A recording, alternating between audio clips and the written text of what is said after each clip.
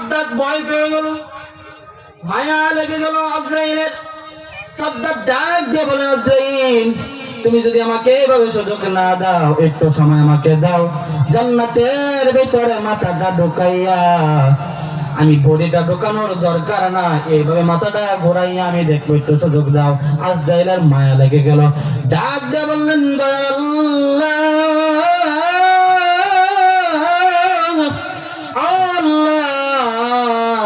তোমার এই বান্দাটা এত সহজ ভাবে চাই, একটু সুযোগ চাইতেছে, মাওলা পাককে দেওয়া যায় না।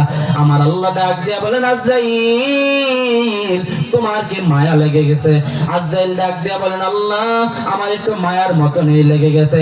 আমার আল্লাহ ডাক দিয়া বলেন, আজরাইল এই বান্দার প্রতি মায়া করো না। দুনিয়ার তার কোনো অস্তিত্ব ছিল না, দুনিয়ার মধ্যে তিনি যখন